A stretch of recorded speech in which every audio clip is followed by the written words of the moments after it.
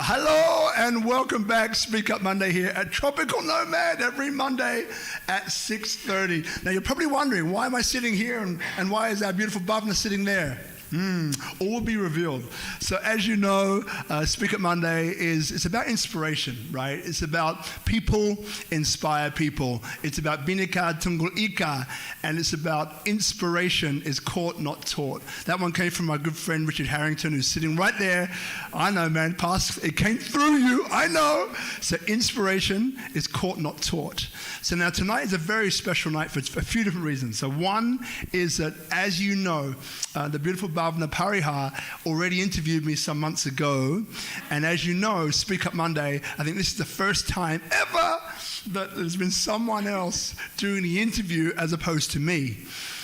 Now, if you're watching on Facebook Live or Instagram Live, you can see beneath my name, about here, is Christina Jinhee saying, which clearly I am not.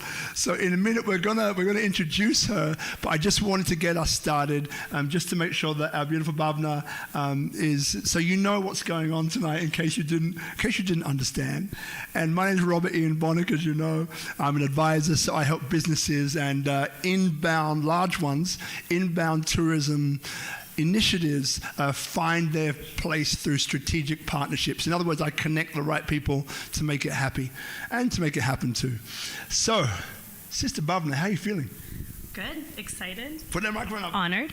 Honored. I'm giving you the night off, which is exciting for everyone, and I'm just honored to be here to help share a very unique story. Yeah, and you know, like, one of the beautiful things about Bhavna, which I really enjoy, is that she's just naturally gifted. Like, so when we met some months ago, I had a feeling, you know, that she's just got a great way of asking questions, and very relatable and like easy to get along with, great smile. And so I just thought, you know what? I reckon this is the first person who I'm going to say, look, there you go. You do some interviews and you're going to be just fine because you're natural. Thank you so much. You're natural, all right? So, enough from me. I'm going to leave you, and I'll let you to introduce our beautiful Christina, and I'll see you on the other side. So, a round of applause here and at home for Bhavna Parihar.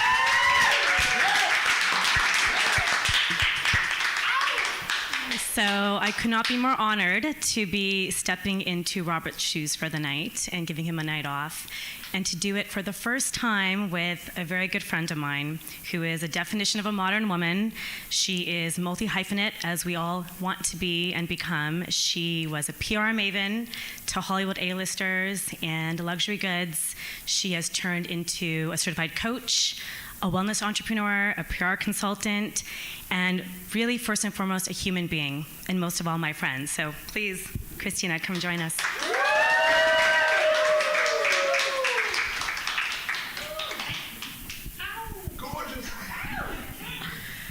Thank you so much for having me here. And I just want to take this first moment, as inspire also means to breathe in, and maybe for both of our sakes and for everyone here, I'd just like to start by taking a deep breath in and exhaling out. Okay. Thank you. You're already sharing us tools that we're going to get into in a little bit. So as many of you know, the topic today is identity. And for those who saw her illustrious bio, it's stripping off of your identity armor. And when we talk about identity, it's the characteristics that make us who we are. It's how we show up in the world. It's our belief system. It's where we're socialized to be. And you've worn so many of these hats that have become this evolving identity for you. And when we look at those characteristics, you know, when you think about it from a social science construct, it can be both positive and destructive. Which we'll get into, and I know your journey has spanned both ends of that spectrum. So let's talk about where you got started as this PR maven that you were, and how you shaped that identity to begin with. So I think, well, maven is quite a strong term to attach to PR, but PR was a huge part of my life for a very long time. I actually started my career in hospitality, and it all really started because well, when you're 17, you don't really know what you want to do, but I knew I was good at people, and I knew that I wanted to help people. And at that time, I ate a lot, so I knew that I liked food and beverage, and I was like, all right, what can I combine that actually puts and encompasses all of the things that I'm good at, which is eating and people. I was like, all right, hospitality, let's go. This is where it's supposed to be. And so I pursued hospitality without knowing that the innate thing within me that really propelled me to pursue that, minus, of course, the food and the beverage, was to serve people, was to really help people or deliver an experience that I experience as well. So being able to show the world what I see and sharing small fragments of that with them. And that then propelled me into PR. And I think PR happened for me because I really just wanted to share stories. I realized later that I am able, if there is one thing that I am able to do is to tell stories, or to be able to weave and cultivate a bit of that beautiful essence of somebody's story and to be able to share it. And that really excited me. I loved it. There's such poetry and romance and magic behind everyone's stories, right? This is why this all exists. Yeah. This is why Robert started these beautiful storytelling platforms, and that's truly why I started. I wanted everyone to have had equal opportunity to share their story and for that to be heard and to be seen in the world. And I think that's how I landed in PR and stayed there. So I know you landed and stayed there, and then you chose to leave it. Yes. And there is a backstory behind that. But let's take a little step back into, your culture. I know we've had chats before about being a third culture kid, yes. The microaggressions that came with that, and how that may have led you to take on the role that you did. I think it'd be really valuable for the audience who maybe struggle with their identity because of the society constructs that are placed on us, the generational pressures. So tell me a little bit about that. Of course.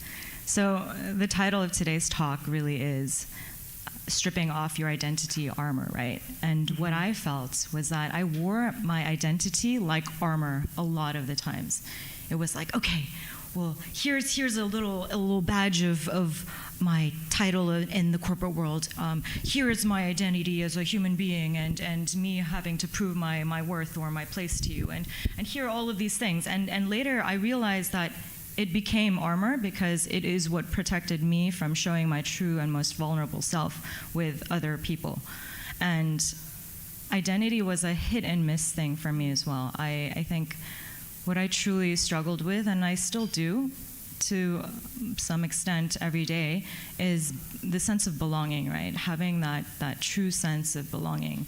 I mean, we're human beings, and what COVID has taught us is that we are human beings that are created and made to be in community with each other.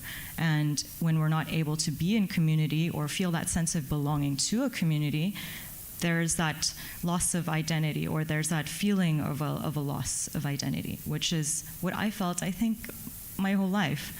And a lot of that was because I am Korean by blood, so I look a certain way, I look Korean, although not everybody gets that. and I speak English this way because it is my mother tongue, and I am American by passport.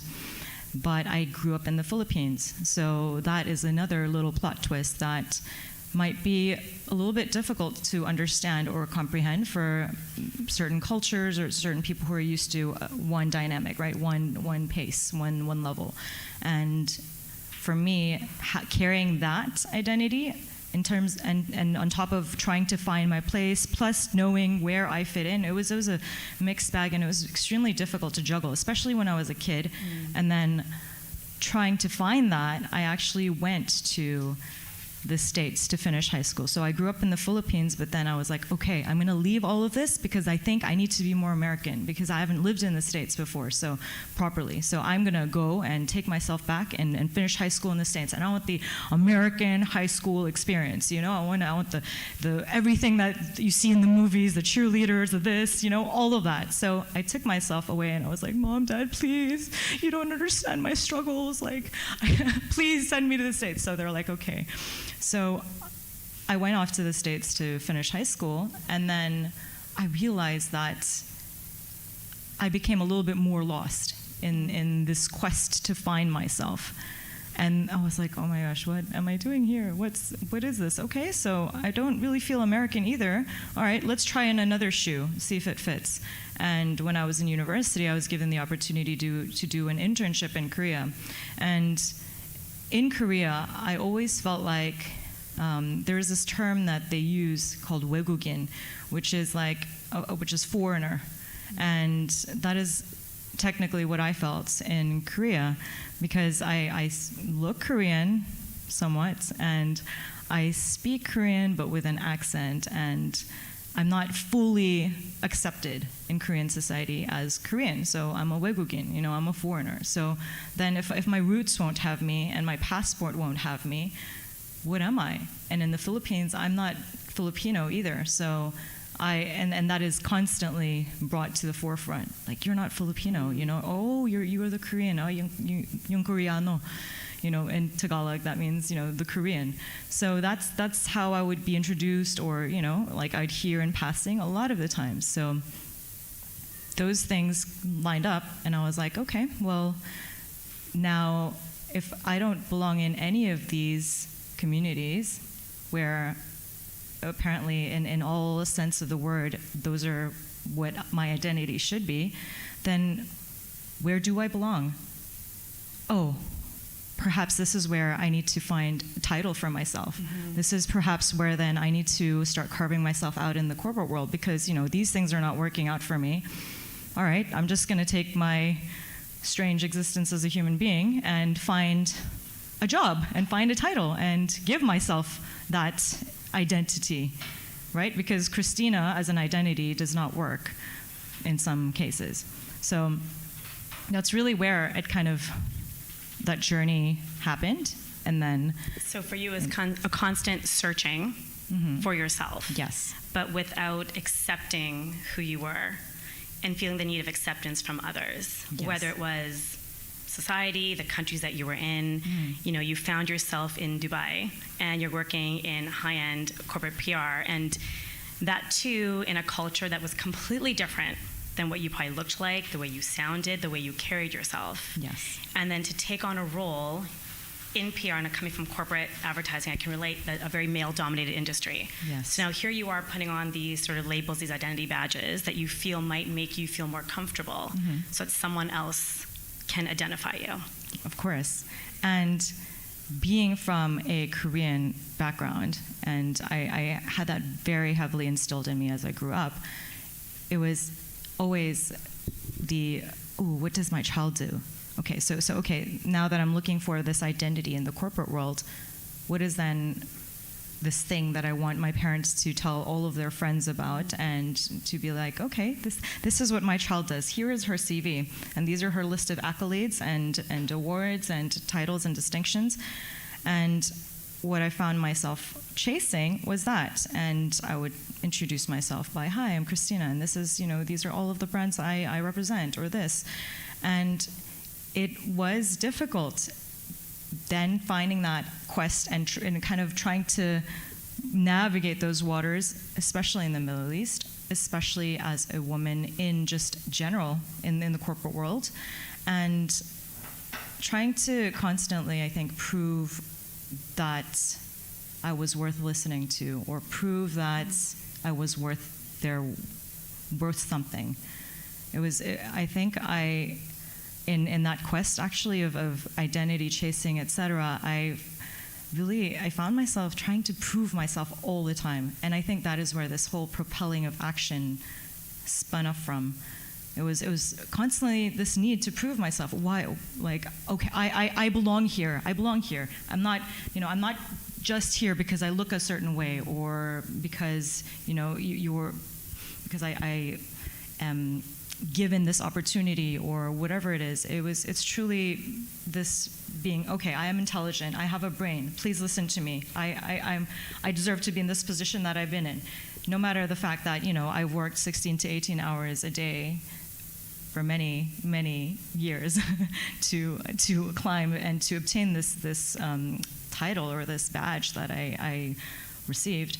It was constantly just this flinging it around, like, I belong here. I belong here. Please listen to me. I earn my place here. So. Yeah, and I think that's that label that unless we embody it ourselves, which I think for many of us takes years and experience and time to get, and we put ourselves in, that's the word you used before, these mental cages. Yes.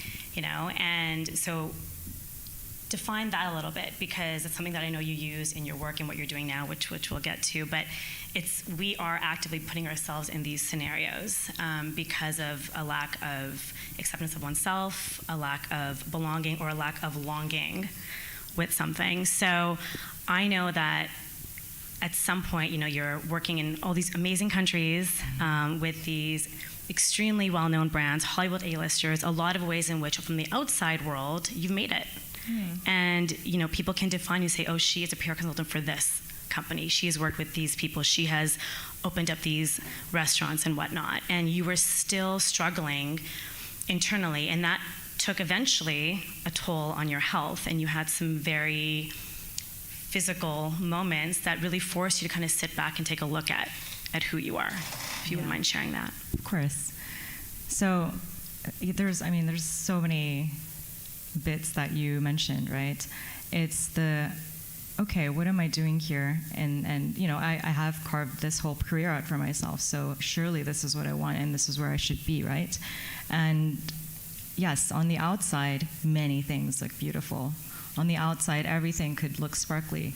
Like, for example, right now, maybe I might look like I'm put together. On the inside, I'm sweating like crazy, guys. Like, it's really hot here. Like, there are a lot of lights, okay? I don't think you see behind the scenes, but there's a lot of sweat everywhere.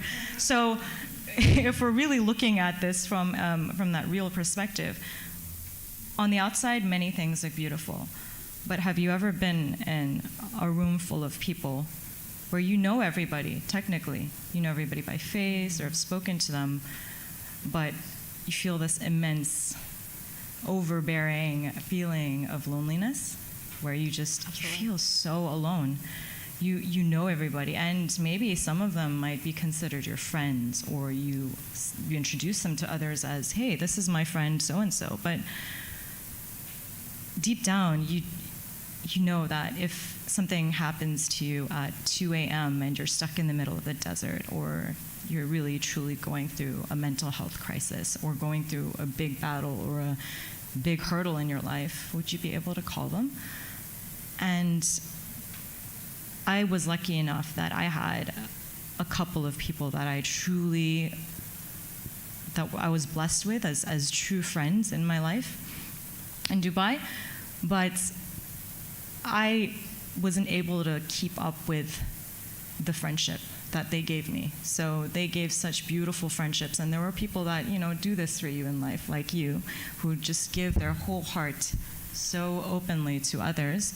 But when you're in a mental cage, when you're blinded, and really for a long time what I felt was that I was wearing blinders. Thank you for the air, by the way, guys.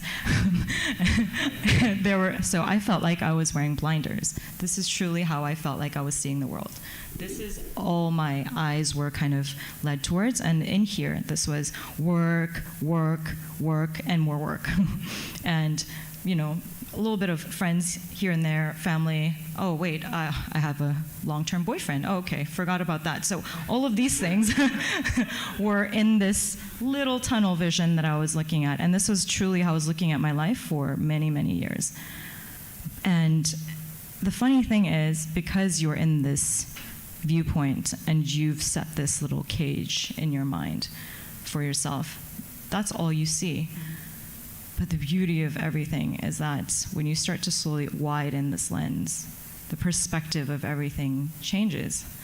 And I only started to slowly widen that perspective much later.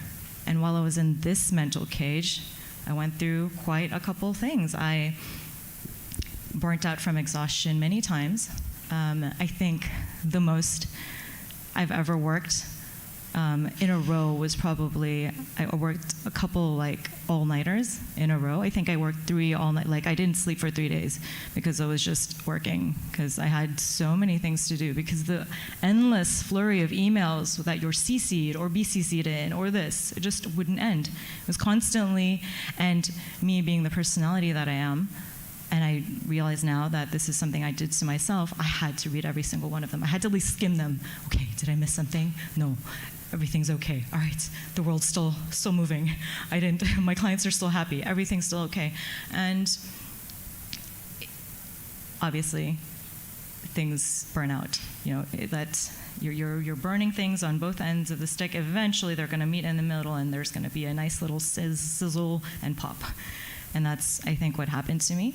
I, now realize that there is a huge connection of the psychosomatic, and your body is extremely intelligent. I mean, when every single cell in your beautiful body is protesting against your current situation, there is something wrong. But what I was doing was, I was not listening to these cells. What? Your body doesn't know. Come on, please, let's suppress this. You're feeling sadness, suck it up. Pull it down. All right, anger? No, just we'll get angry later. We gotta fix this. We gotta go through these work things. And then there were many times where they would just come up and all of a sudden, and I was like, what's wrong with me? Why do I have emotions? Why? So there were many times where I would have to just run to the restroom and cry for a second, and then run off to a meeting again. All right, I'm cool. Everything's good. All right, prepare for another board meeting or prepare for something else, a big pitch. And this would happen more and more frequently. And this eventually led to me one day fainting. I remember I lost consciousness. And when I came to, I didn't really, it was actually quite a large thing that I was handling at that time. And it was a very huge event. I felt an insurmountable amount of pressure during that event, and I actually fainted. And my first questions were like, oh no, what's happening? I had to get here, I was doing this. It wasn't about my health. It wasn't about anything to do with that. It was like, oh, and then somebody thankfully stopped me and was like, Christina, you need to go to the doctor, we need to check what's happening, you clearly have low blood pressure, etc. And then these thoughts started popping up. I was like, wait, when was the last time I ate? Did I go to the bathroom today? What was I doing? Wait, where was I on my way to? Why do I feel like this? Am I feeling dizzy? And all of these little thoughts started to come up. And it's crazy because at that time, that still wasn't a big enough wake-up call for me. And so I kind of went along my way, and then, of course, I got checked medically to make sure that I was okay. I got an IV drip. And these became more frequent, these having to kind of pull myself out of these situations, and I found myself with an IV quite a lot to make sure that I was getting the nutrients that I needed, that I was getting it was the external sources that we're looking to. So you're wearing this badge of honor because you've worked so hard, literally to the ground. And as someone in past corporate life can attest to, and I'm sure many of those in the audience and watching can appreciate that, it's not always what's aligned for you. And the sense of urgency that we put on it, and the jokes that happen in those boardrooms, like, you can sleep when you're dead. Well, do I need to be dead for me to stop working? Is that what it's going to take? And we feel that the world will not go on unless we answer that email. And while there's nothing wrong with that, we're not taking the time to really check in with ourselves and feed ourselves first. And now looking for these external sources. But even then, because you've worked so hard on this career, and your family knows it, your network knows it, oh my gosh, you absolutely cannot just quit. You literally needed to get literally pummeled into the ground. Yeah, but even then, to address yourself, and even then you're like, okay, I'm just gonna shake it off, badge of honor. Christina. Yeah. Nope. And they're commending you for how hard you worked because you worked so hard. And even then, it wasn't enough because you kept going. Yes, and I think that there are, so many things that I want to say in tangent to this, but I feel as though right now we do live in a society where we are rewarded for working. So there is a specific term that I forget, but we reward this working culture, this fragmented working culture, and I've felt this in all of the countries that I've lived in any capacity. It's, I was in the office first, I was in the office first and I left last. Oh, I'm working so hard, oh, sorry, I'm busy. And we reward this busy culture. We reward this culture that we live in where you work a lot, and if you work a lot, then that must mean that you're working really hard, and therefore you're doing great, and this is success in some strange measure. But and I felt that a lot, even when I was in Korea especially. It was, you are not allowed to leave the office if your superior is still working. And if your superior does not go home, you do not go home. That's just the way that it works, right? It's a really strange thing to go through. So that is in the Asian society, and I started creating that. I started creating that for myself. So I would not leave, but nobody would stay with me then. It was my own doing. I would have to do it for myself. So if I'm staying in, that's my choice. So you carved out this identity for yourself and put yourself in this cage actively because it was comfortable. It's what people knew. It's what I knew I worked towards. And at this point, you hadn't, it sounds like, amassed the tools for yourself to sort of see otherwise, which I know is something that you're doing now. So now, how many more times did it take before you were like, okay, you know what, or was it literally that you had to be stripped down to the point of just not knowing who you were and who you wanted to be to then rebuild? I think that the stripping down slowly happened when everything started just kind of falling apart, I guess. And I remember me, the planner, who has a 5-year plan, 10-year plan, etc. I one day merrily walked into the office, first one in as per usual, and I just got this extremely just gut-wrenching feeling of dread. Like I just could not be there. And I guess this was, now knowing this, at that time I was like, what is happening to me? What is this? Why am I feeling sick? But my body, my entire being was protesting being there. It was protesting just staying. And I realized that at that moment that it truly was me doing this to myself. And I just physically couldn't be there anymore. Every cell, every fiber of my being was protesting being there in that situation, in this compartment or cage that I'd created for myself. And so that day, I guess I truly left. I left. I didn't, me having a plan, usually going through all of this, I was like, screw this. I'm gonna go. I can't do this anymore. So I picked up the phone, I called my parents, I was like, look, this is what's happening. I'm sorry, please still love me. Thank you. I don't have a plan, no. And then I called my then partner and I was like, hey, this is what's happening. And I was actually scared of telling him, but he's like, finally. And I was like, what do you mean? And that, I think, spun off this other tangent of lack that I realized I wasn't putting into this relationship. As relationships go, and as I previously mentioned, it needs to be watered, right? These beautiful humans that come into your life and that give you love, they will give you love, but we are also humans, and it is very difficult to give unconditional love away when it's not being given and reciprocated back. And at that time, I had no capacity to do that. So my relationship with him was a lot of like, hey, and we're like eating dinner, and I'm like working, multitasking, doing things, and he's like, hey, you know, let's spend some time together. And I'm like, no, sorry, I'm too busy. Wait, like, what? Huh? It's like, and we'd have fragmented conversations. We would have little bits of these connections, and then I wondered why I was feeling so alone. And I realized, gosh, I did this to myself. I pulled myself into this cage. I put myself, I'm the one that's creating this distance.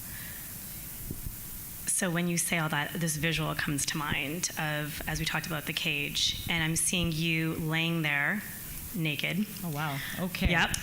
Tell me more. What's happening in this cage? In a ball. Wow. This is taking it's a not that different kind of show, turn. everyone. Yeah. But at this point, it's, as you said, like you didn't nourish the relationships. And as we talk about, you know, your laptop's not going to hug you back. And so at this point, you've, you know, impacted those in different ways. You're at a point where you just have nothing left to give. And now you're laying in this cage, as I'm envisioning, curled up, and someone's just throwing you a key to unlock it and walk through. And now it's up to you to decide, who am I going to be? And am I going to put on a different cape or armor? Am I going to spend the time to really figure out why I got here in the first place? So what was that stepping out of the cage for you? So I think that leap or that stepping, it happened in small steps, but once I tasted those steps, oof, those were some sweet steps. I leapt. And knowing me, I'm not a very like, oh, let's just wait in the water. I'm a very like go big or go home type of person. I'm very like, I'm either in or I'm out. And what I then decided to do was, within the next 8 months of my life from that happening, I would quit my job. Okay, I quit my career that I was building for 14 years. I left Dubai completely. I moved house. I broke up with my partner of 6.5 years, the person that I thought I was going to marry or end up with. And I lost one of the most pivotal family members I had in my life. And I had no idea what I was going to do with my life. But gosh, it felt so good. It felt amazing. I was like, I have no freaking idea what I'm going to do with my life, but why am I so happy?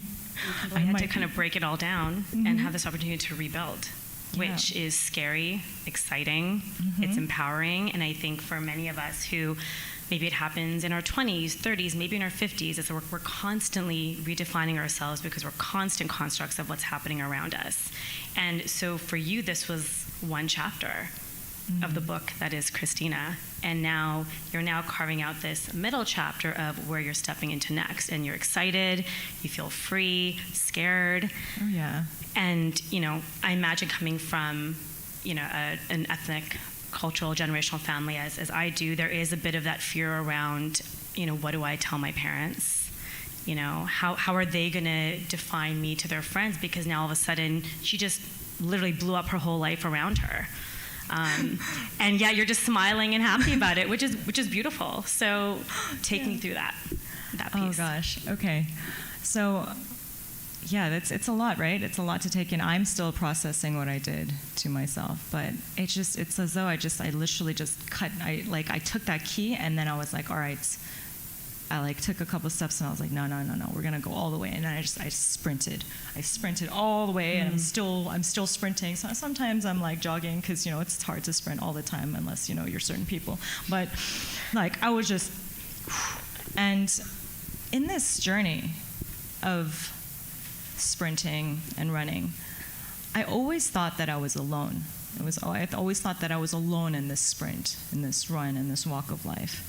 But what I realize now, and what I think I always take for granted, and I think we all do a lot, if people are close to us, or if there are people in your life that are truly there for you unconditionally or are there for you as pillars of support and strength always, we take that for granted a lot. And I realized that I was doing that a lot. There are so many beautiful people in my life that I take for granted because I'm so wrapped up in my own stuff. So wrapped up in my own, like, I'm selfish sometimes. It's just like, Christina, just, you're not the center of the universe, okay? Just, But you are the center of your universe. yes, So sometimes. it's not selfish, it's being self first. And you can only be to others if you give to yourself. Yes, agree. But there are also times where you have to recognize being selfish with self, there's a differentiation between being selfish and giving to yourself. Because yes, you cannot fill from an empty cup. And you fill, but in that process, you also remember that there are people that have been filling that cup with you. It hasn't just been you. And I realized that for me, that was my parents. That was my family. And in this journey that I was going through while I was running and going, they changed too. I think it was me slowly opening that window, so that little tunnel I told you about. As I started widening this, I started letting more people in, and I started sharing what I was going through. I started sharing my journey, and I started slowly trying to share my vulnerable sides and share things that maybe are not the things that I've created for them to see. And doing things like this, where I get over my fear of public speaking, and even though I am sweating throughout this entire ordeal, I am still able to make through it. And I think being able to be brave enough to slowly widen that lens and let my parents in, share what I'm going through, go through the vulnerable moments, they started shifting their perspective too. And that was a really interesting turning point for me, because I always thought, no, I must do this for my family, and this is what I must be doing, and this is how I need to show up. But I realized later that no, my parents just want me to be happy. That's just what they want for me. And I had this conversation with my mother the other day, and it was a surprising turning point for me, because I was like, Mom, like, it's tough right now. It's tough being an entrepreneur. Like, I'm not earning the nice cushy salary that I was previously. All those points, all the nice little business class tickets, all these little perks. None of that. Mom, we are going broke right now. Like, pandemic has been tough. All of this. She's like, "Are you happy?" I'm like, "Yes." Yes, without a doubt, I am happy. I'm going through this process. I'm learning this process of life. We're going through these motions, but I'm happy. And in being able to have stripped some of this stuff away, I've been able to let more people into my life, like yourselves. And it's been, I think that process was a big kind of turning point for me, realizing that, wow, was I using this as a mask or as a farce this entire time? Was me proving things to, meet my parents' expectations, but weren't actual expectations, but ones that I set for myself, the ones that I was actually fighting in the end. So this was a big realization of, okay, I've done this to myself. And in discovering that, you've made a conscious choice now you still do PR consulting in brands and places where you choose it where it feels good to you, and it's still honoring yourself. You led with that you're a human being first and foremost. And so kind of towing the waters of what you knew, we started this off with a breathing exercise. So obviously these are some tools that you've amassed for yourself as you continue to define who you are and be the multi-hyphenate person that you are. And so what are you doing now? Oh, well, I'm sitting on this couch. Sharing your story. Sharing my story. Which is beautiful. Exactly. And I think, honestly, this is the first step to what I eventually want to do.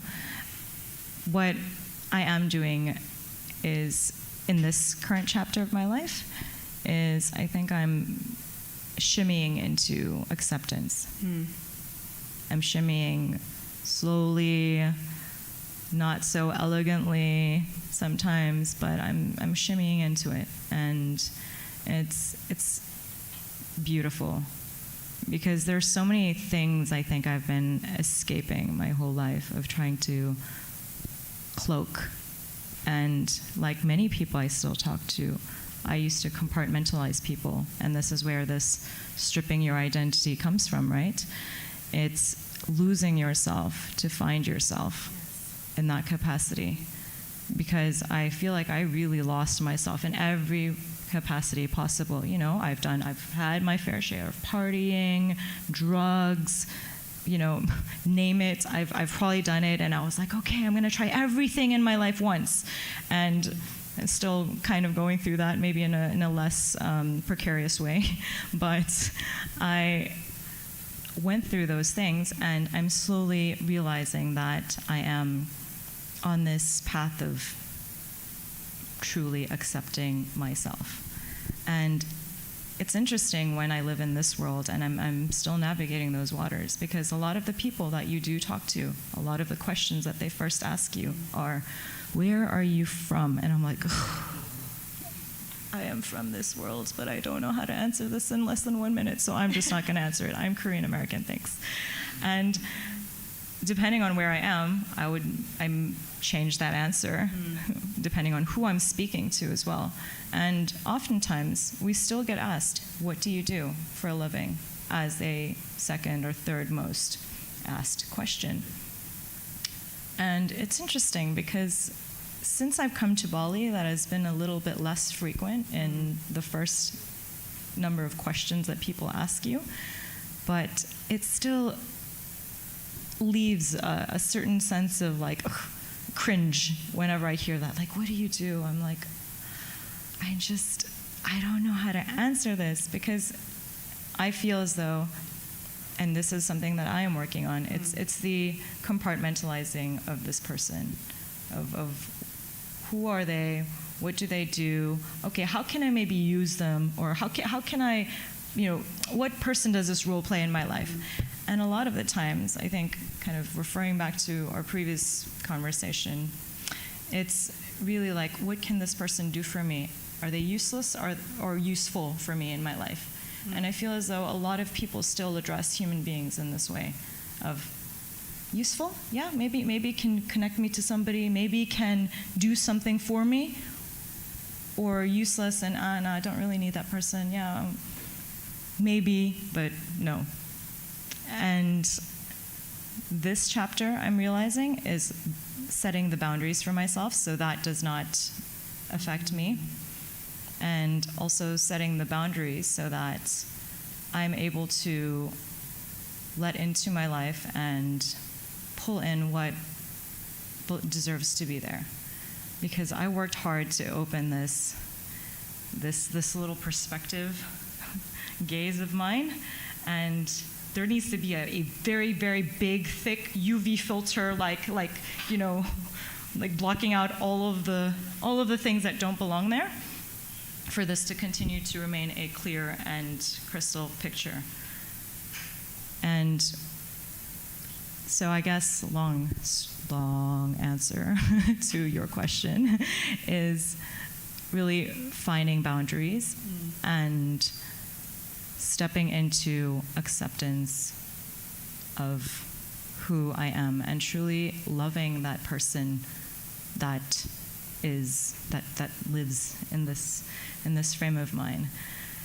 As you know, we're humans, and we point out our flaws a lot. Yep. And we have a very, very noisy judge that lives inside our head and criticizes us a lot in many moments, and points out our downfalls and our pitfalls and those things. Well, what I realized is that the acceptance, and I think that acceptance is moving me into carving this career that is more heart-led, purpose-driven. I might not earn as much as I once did. I might not have the connections that I once did in that world, but the freedom and the ability to choose the things that enter my path, or the clients that I'd like to work with, and to really and truly chase something that lights you up, that makes your eyes sparkle when you wake up in the morning, that makes you feel like, oh my gosh, I'm really making a difference. I am truly able to harness what I know and share it with others in this way, I think is incredible. And this is the path that I'm currently walking down. So I love that answer, and I actually love that you said it was a long-winded answer, because anyone who knows me knows I love a good long story.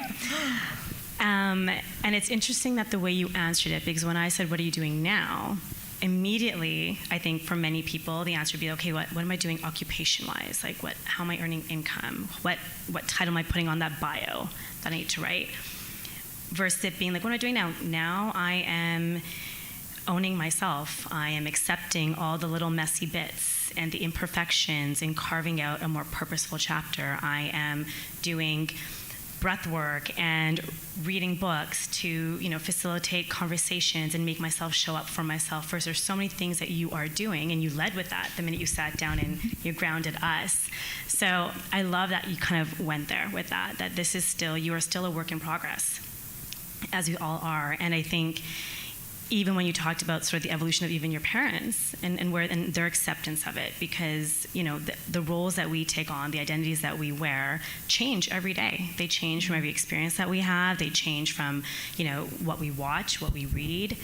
And so defining who we are is both, as we said earlier, positive, and can also be really destructive, because we hold ourselves accountable to something that isn't ourselves. Then we're constantly searching and longing and trying to find that sense of belonging. And I love that you are saying that this chapter right now is you find that acceptance and putting in those boundaries. So how has it been for you in terms of finding that sense of belonging that you were seeking in the very beginning? And I know you and I chatted about that moment, that revelation you had after a talk with Brené Brown, and you mentioned about sort of that sense of belonging and accepting who we are. What does that look like for you, or what would that look like for anyone else that you'd want to impart some of your wisdom to? Oof, I don't know if I have any wisdom in my head right now, but I think that this journey that we go through, and everyone battles so many different things on a day-to-day basis, and I think we don't give ourselves credit for those things. Mm-hmm. And it's funny that you pointed that out, actually, because I in doing, right? Doing has been such a huge part of my life. Like, I'm going to do this, I'm going to do that, tomorrow I'm going to do this, I have to-do lists, etc. And I still program myself in that way, and I think many of us do. We have this to do, we have that to do, okay, but and being able to take that step back and kind of see my life from a periphery, and this is what I'm really trying my best to do, and connect with the fact that, yes, I am a human being, and in being as humans, we be, right? We are able to just find acceptance and enlightenment in knowing that we are pure consciousness. We are just beings of incredible light that we don't have to prove, we don't have to do all the time, because we're not human doings, we are human beings. Well, they're not human doings. Yeah. Love that. But I think right now I'm really still on this quest. There are many, many things that I still need to work on, because I am very, very flawed in many ways, but just navigating those waters.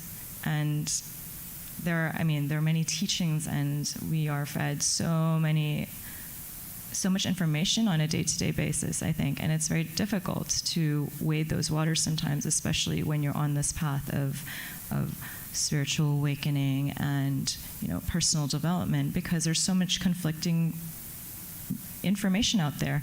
Some people might be saying this, and then wait, another person is telling you, no, that's not it, you should do this. And it's very difficult to find your way sometimes in all the chatter. And what I'm currently in the midst of doing, and what I guess I'd like to share, is that for me, the guru mentality does not work. For me, what I'm in the midst and process of doing, and that what's helped me the most, and I can only speak on behalf of myself, is having been able to make mistakes and do them and just learn from all of those little things. Some things work for me, some don't. But I have been actively, at least this year, been pushing myself completely out of my comfort zone. So there's this philosophy, this Zen philosophy called Shoshin, which is the beginner's mentality. And I am trying to apply that principle and apply just that into a lot of the things that I'm doing, like this. Public speaking freaks me out. I used to media train. I used to be on that side of the camera a lot. But doing it yourself is nerve-wracking, and it is extremely, extremely petrifying to be seen, and to be seen in this self, in your true self, right? Not the way that I'm controlling you seeing me, but in deeper dives like this. I'm unable to prepare for the questions, for example, because I have no idea what you're going to ask me, or these, but yeah. It's fun, isn't it? It is, but it's something that I'm not accustomed to doing, but I'm pushing myself out of it to do, because I'm learning from this experience. I have always wanted to do Taekwondo. I'm really not good at it. I am like a yellow belt, maybe. It's like me and kids, literally. I'm in class. It's like Christina, and then there's like really small kids, and they're really good, and I'm like, wow. It's a very humbling experience, but it's something I wanted to do, and I've always wanted to do, and I feel like it's never too late to try. So I'm doing that. I suck at guitar, and I'm doing that.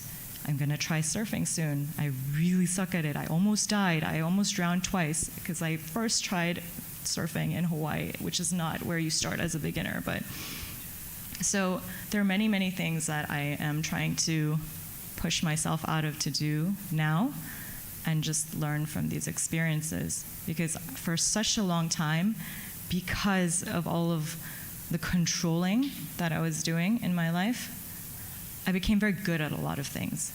And I'm used to, I realized that I was used to being good at things. I'm used to being able to have control over the things that I do and the way that people see me and perceived me, because I made it that way. But now, in these moments, they're very humbling, take you down a lot of pegs, but you learn so much more in the process, and you grow so much as a human being. And for me, these are the experiences, and this is the way that I think this journey is helping. And having deeper conversations, actively trying to have deeper conversations. It's so beautiful. Like, I started Toastmasters, for example, this year as well, because I wanted to get over the fear of public speaking. And it's always so beautiful to go to those experiences, because you see the world through borrowed eyes. Mm-hmm. And when you're able to see the world through borrowed eyes, you're able to see and step into a sense of feeling and perception that you might have not thought of before, and that you might have never even experienced. And it opens your eyes and your views to such a broad horizon and plethora of different experiences. And it makes you realize, the more you know, the more you realize you really don't know. You don't know shit. And that's okay. And yeah. I mean, as you're saying all these things, like all the things you're trying, from the activities to even just the glimmer in your eyes that I see, it's a very childlike mentality. And I think that's something that all of us, as we get older, kind of sometimes lose a little bit, and kind of tapping into that about trying everything, being a beginner at everything. Giving yourself as many experiences as you can, which really is you just constantly redefining yourself for yourself, less about others. Great. And, at the very beginning, you talked about how you chose the work that you did because you wanted to help people. And you recently shared a revelation with me about that, about when you were a child. I think your parents asked you what you wanted to be, and you said, I want to be a doctor. Yeah. And now I think we've come full circle, and that doctor doesn't necessarily need to be the one who is, injecting with needles, giving diagnosis, but it's about, if it really comes to helping people, by just being in this seat and being vulnerable and sharing a story that might resonate with some, that might reveal something to someone else, is that. So what are your thoughts on that? So it's interesting, because when I was younger, I always wanted to be a doctor. And I realized I wanted to be a doctor because my dad comes from a lineage of very fine doctors. I mean, my grandfather had 3 PhDs. He was a genius. He had an MD in English, Japanese, Korean, and did so many things. And there was just this illustrious list that we had to, that, was a benchmark. And I realized that I wanted to be a doctor then because it was something that I needed to aspire to, and also to feel that sense of belonging in the family. And funny that we've come full circle, because now I've actually been toying with the idea for a very long time of going back to school and honestly really starting back over, because it's never too late to do what you truly would like to do. But now I'm propelled with a different drive. So I'd really like to work in the mental health field. I've lost a couple of friends who've taken their own lives. I have seen many, many challenges and turmoils that many people have gone through because of mental health issues. There are so many stigmas that arise and currently exist in Southeast Asia. And if I am able to just be a small drop to help in any way or capacity, I would really like to be a part of that.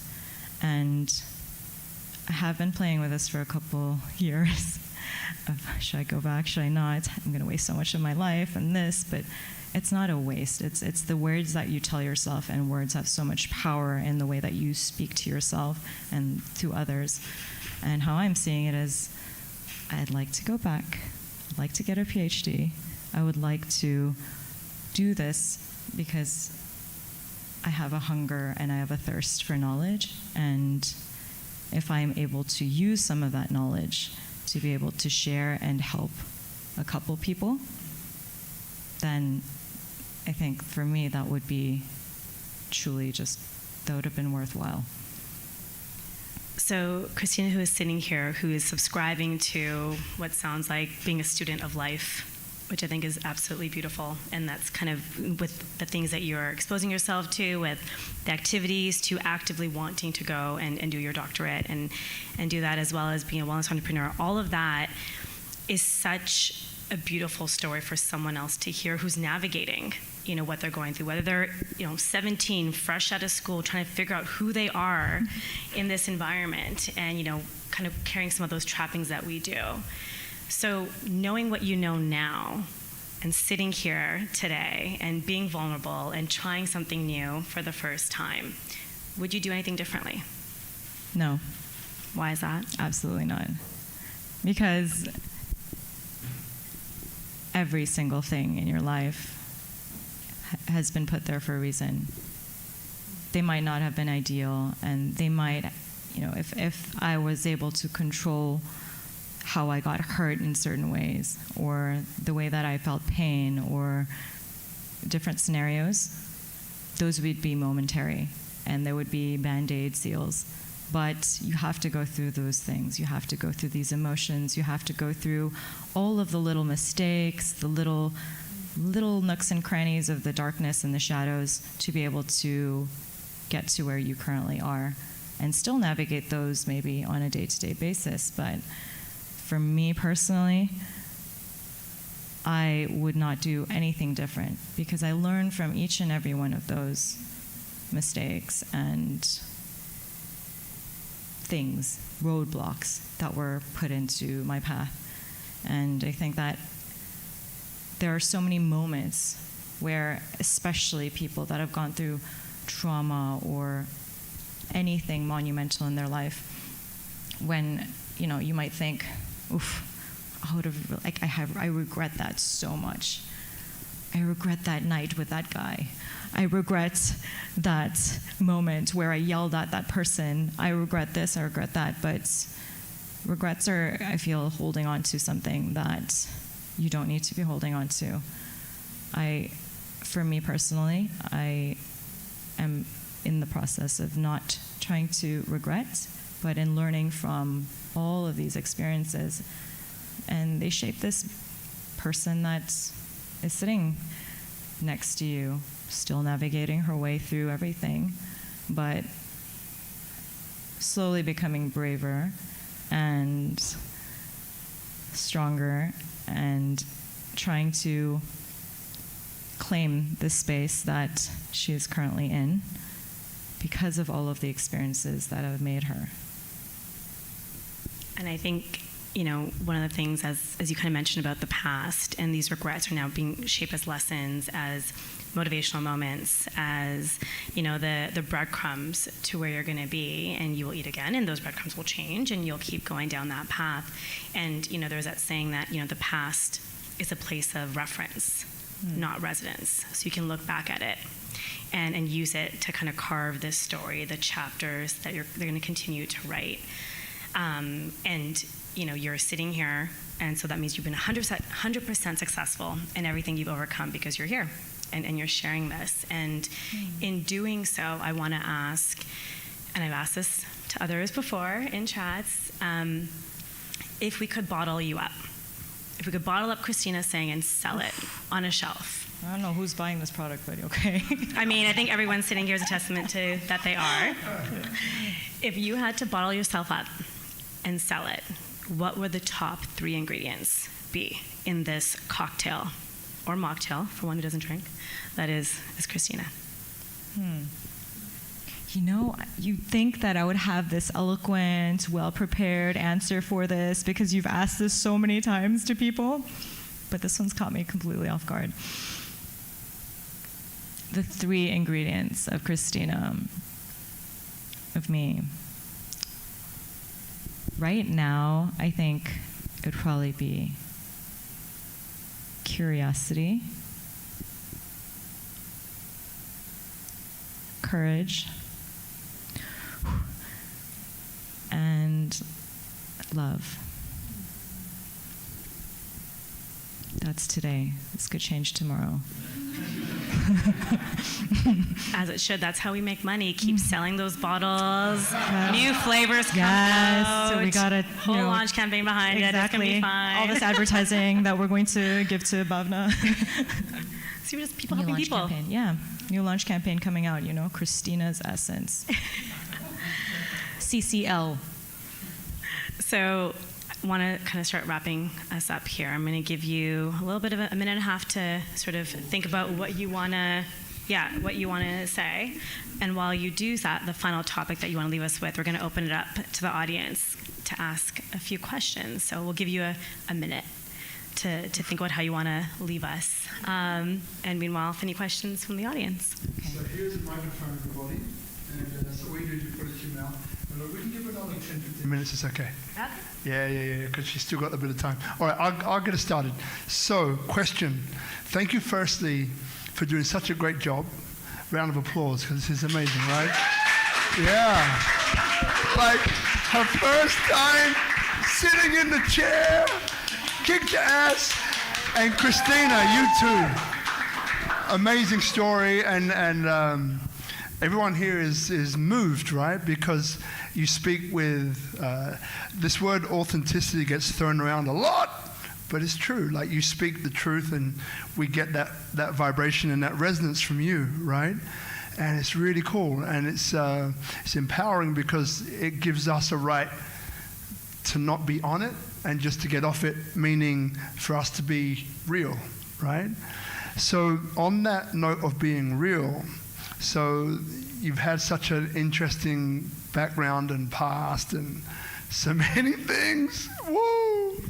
So, like, is there a moment that maybe you felt like, you know what, I can't do this, right? Because I know there's people probably listening or watching which may be in that place, right? That they're feeling very hopeless, right? There's not even hope. And they're probably wondering, like, how can I just hang on? Because as we know, if we can just hang on one day more, that can be the difference. One word, one conversation, one share can make a lot of difference. So with that in mind, you know, like, are you able to recount a moment where you thought, you know what? Yes. I think I'm done. And if so, like, how did you get through to the next place? Because you're sitting here now looking beautiful, so you made it. So what was it that you did or would do had you have that chance again?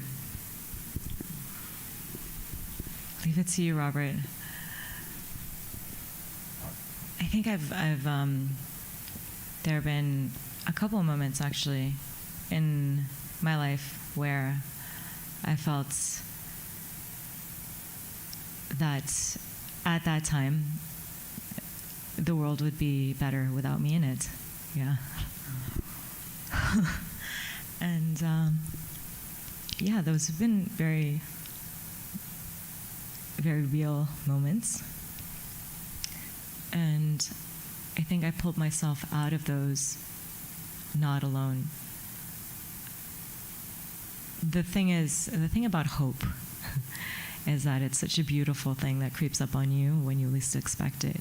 And it shows itself and it presents itself to you in such beautiful and magical ways. And for me, it was that I clung on to, the hope that this is not the only way, the hope that perhaps there's going to be some other way for me. Perhaps this is not what you're destined for. Perhaps you're meant for something more. And did it kind of, you mentioned about, and thank you so much for that, okay? Did it like unfold kind of in front of you? Because you said sometimes you're in that place where, I'm done, and something happens that you're not expecting, right? So that thing that you weren't expecting, like, where do you think that came from? Was it through you just it coming in literally from somewhere else, or were you kind of like, there must be a way, there must be a way, there must be a way? I think in those moments and in extreme places of darkness that you and your mind go sometimes there's no glimmers of hope. Sometimes it's a very, very dark and desolate place. But sometimes there are people that extend this hope to you. But you don't see those people because you have caged yourself in. But for me, it was the case that there are relentless people that will not be boxed out by a cage, but that will like smash the cage down, kick it, break it, and drag you out from the darkness that you've created for yourself. So, and this is why I think I'm such an advocate right now for community and mental health and that well space, because I used to always take the power of community for granted, and people, and knowing that you are not alone. And I can't iterate how many times I need to say this to know, and I still need to remind myself that you are not alone, you're not doing this alone, you're not always in this alone, that you have people, and that there are people that care, and that genuinely, honestly, and truly care, and that will be there for you, and that will love you, and that you are worth something. Yeah, in that capacity. Beautiful. You know what I love about that answer is, what I take from it, and probably other people here, is that we do make a difference, because sometimes when and I've been in those moments too, right? Deep down the rabbit hole moments. And for me, how it happened, the voice came in and had its own way, but which was a good way, by the way. But what I'm loving about what you're saying is that, as friends, as support, as being in communities, we do make a difference. So if we have got people around us, right, and we feel that they're in a space, they're in a hole, we do have the power to chip away, or sometimes just smash a door open and say, hey, wherever you are, you're not alone, right? There's other people here for you. And we're relentless. We hold space for you, right? And we're not giving up on you, right? And I think just that, we're not giving up on you. Like Richard, again, second time, has got this beautiful word, Ubuntu, right? Ubuntu. Which is, South African, I am because you are. So in other words, we're all connected, which kind of goes back to that unity and diversity piece that one part of this is absolutely based upon. Thank you so much. Beautiful, beautiful answer. Does anyone else have a question? Yeah. All right, I'm going to pass it over there. Is it on? Hi, I'm Richard from South Africa. I know that's a label. Hello, Richard from South Africa. I liked what you said about labels, and when people ask us, where are you from? What do you do? It's like there's more to me than the labels. But my question is, what's a practical way to get people off the focus of the labels and onto their real nature? Because I tell people, you're not your mind, you're not your body, you just use those things, your spirit. But we're so body conscious and so mind conscious. So what's practical tips to get the focus off the labels? So, I don't know if these are practical, but this is something that I actually used to do in sales strategy when I was in the corporate world. I would get the person to talk about themselves. And 9 times out of 10 it works, because people love talking about themselves. They like being seen and heard, and for that moment of time, your attention, your undivided attention, given hopefully that you're not on your phone while you're speaking to another human being. And I think now what I've started applying when these situations come up, I actually have been, I've thrown things off, so I deflect a little bit by adding humor. So there have been times where people have asked me what I've done recently, and I've said an exotic dancer, an escort, something uncomfortable to break the ice. And then I've actually asked them a deep dive question in return. So setting the pace for how you would like that conversation to take that turn, or what you're looking for from that person. And if they are unable to meet you at that pace, then I don't force them, but hopefully that would have left an impact on them, and they'll know that I am the type of person that they are able to talk to when they are ready to answer that type of question. Yeah. I reckon probably, because you've got a hard stop, you've got 8 minutes. Maybe, Bob, you can maybe repeat the question, unless anyone has a question here. Yep. Yeah. Okay. I'll start with one. I'll gather that. Yeah. Just reach. So you've got 8 minutes. And when you talk about identities and the ones that you put on yourself, how do you get rid of the identities that maybe you've accumulated that weren't your choice? Ooh, please specify, Amy. No. You go. I just mean in terms of we have so many identities, and sometimes we put those on ourselves, but then sometimes identities are given to us by other people or other situations or experiences. And so are stripping away them the same, or is it different? For me, I think that there are many identities and labels that are, I guess, bestowed onto you or you inherit, right? Things like sister, daughter, friend, etc. Those are also identities, right? Because we identify with it as something to, as a link or as a carrier to another human being, as that connection piece. And some of those, it's not in stripping away the identity, I think. It was in stripping away what that meant for me and the obligations or the things that I felt carried with it. So there were many times as daughter, I felt, oh, okay, since I'm the daughter, I have to do this, and I'm the older daughter, I have to do this and this and this.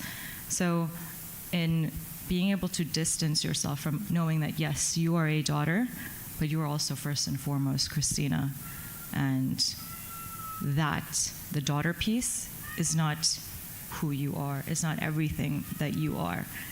And I'm sure that many people will encounter things like that, especially if you are a mother or a mother-to-be, that the identity piece is going to be a tricky one to navigate as you navigate that incredible identity as a mother. But also a lot of mothers forget that they are also the human being behind the mother. So for me, it's, I think, learning to distance myself from that identity, like a role. It's as though it's like a position or a role that was given, distancing it and knowing and acknowledging it for what it is, and being able to know what that role plays in your life, but not let it be who you are in your life, the only thing that you are in your life. Does that kind of answer the question? Yes. Yeah. Okay. Yeah. All right. So with this, and I think kind of alluding to what everyone said here, it's that you allowed it to be kind of at the tapestry that is you, and it comes through you and how you show up for the world. And so the roles that you play aren't singular and they don't define you.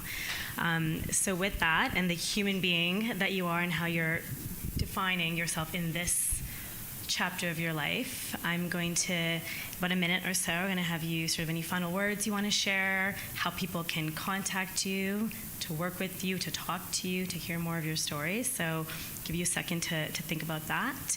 And I'm going to take this opportunity to thank our audience for being here. We have so many friends and familiar faces in the room and some soon-to-be new friends, and I think that just adds to the energy.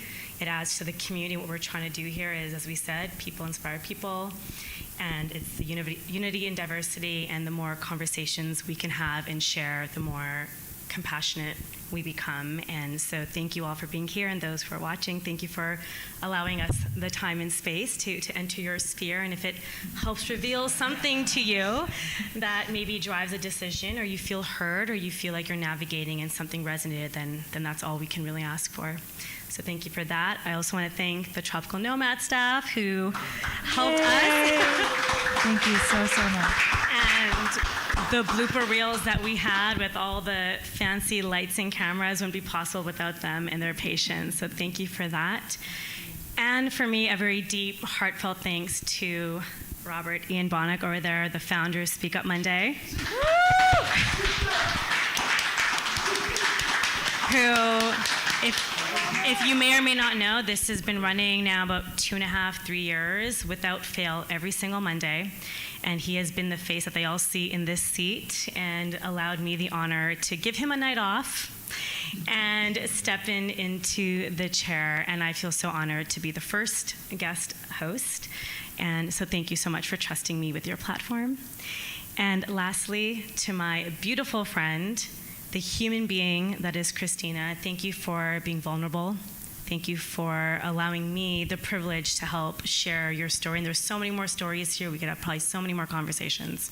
But thank you so much for just allowing us to have it reveal itself, and for doing what was a new thing for you. And in doing so, you inspire us to do the same. So thank you for being here. Thank you.